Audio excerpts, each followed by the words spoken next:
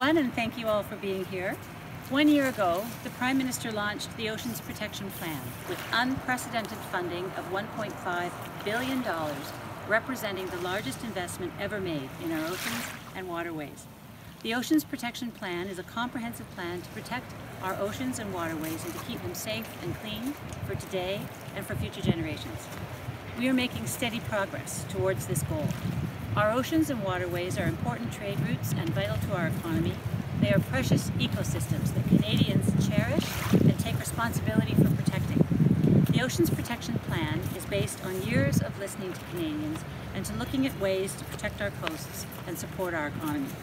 As part of the Oceans Protection Plan, our government committed to addressing the problem of abandoned vessels. Right now, Minister Garneau in Ottawa is introducing a new bill in the House of Commons, the Abandoned, Wrecked and Hazardous Vessels Act. It will strengthen owner responsibility and liability for their vessels, including costs for cleanup and removal. It will address irresponsible vessel management, including prohibiting vessel abandonment, and it will enhance federal powers to take proactive action on problematic vessels. Abandoned, dilapidated, and wrecked vessels in our waterways pose a risk to navigation, a danger to our ecosystem, and a blight on the landscape. They certainly are an intense source of frustration for many shoreline communities and boaters, kayakers, swimmers, fishers, and residents who care deeply about the deleterious effects of these vessels, and they have not been standing idly by. We know this to be true in Mannion Bay on Bowen Island, in Pender Harbour and on the Seashell Inlet, on Vancouver Island and the Gulf Islands, in places like Mission, BC.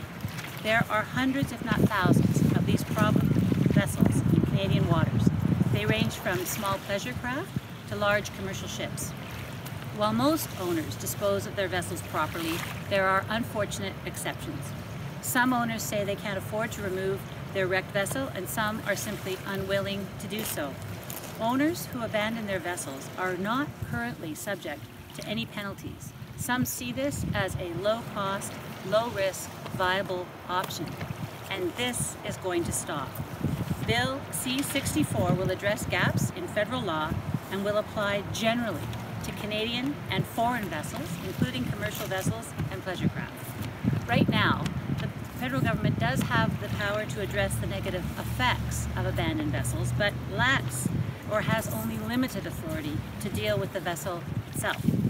Bill C-64 will make abandoning a vessel illegal, strengthen vessel owner responsibility and liability, and enhance the Government of Canada's power to take action. The proposed legislation will protect our environment and shoreline communities, and it intends to reduce the financial burden on taxpayers and volunteers who, as we know here on the West Coast, have in the past borne many of the costs to remove and dispose of problem vessels. I'd like to stress that this legislation on its own will not solve the problem of abandoned and wrecked vessels.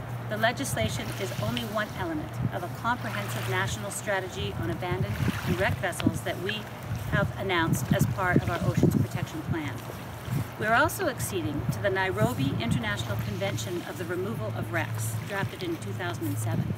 Our international obligations are very important to our government, and we will be joining 37 other countries as part of the international legal framework developed by the International Maritime Organization that establishes a regime for strict liability.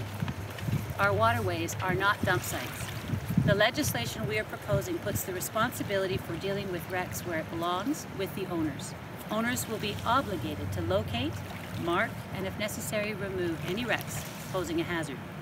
Owners of large vessels will be required to have insurance or other financial security to cover costs related to the removal of a wreck, even when their insurance coverage may fall short. The legislation empowers the Government of Canada to order the removal of problem vessels and in some cases sell or dispose of them. It would prevent cases, for instance, like the MV Farley Mowat, a ship that sank at its berth in Shelburne, Nova Scotia in 2015. I'm watching the tide come in around my feet now. That owner refused to remove the vessel, and it ultimately had to be disposed of by the Coast Guard at great expense to the taxpayer. We simply cannot afford to continue paying for abandoned vessels. Owners must be held accountable. Bill C-64 has teeth and will set substantial penalties for non-compliance. As part of our national strategy, we will work to prevent vessel abandonment, and we will find ways to address the existing stock, which is of great concern. The Canadian Coast Guard is developing an inventory of abandoned and wrecked vessels and ways to rank them according to the dangers they pose. Dealing with these vessels can be very expensive and is beyond the means of most local communities. Last spring, our government made funding available to provinces, local and Indigenous communities, ports and harbours for removal of smaller vessels under Transport Canada's Abandoned Boats Program and DFO's Abandoned and Wrecked Vessels Removal Program for federally owned small craft harbours. Our team here at home is working closely with local and regional governments and volunteers who are our partners in identifying these vessels and in addressing this challenge. As part of our overall strategy, we will improve vessel owner identification, provide funds for education and outreach programs to discourage abandonment, and support both vessel recycling and more sustainable vessel design. We are committed to protecting our coasts and waterways. They are the common heritage of all Canadians. Bill C-64 reflects our dedication to proper stewardship of our environment, our economy, and our way of life. Thank you very much.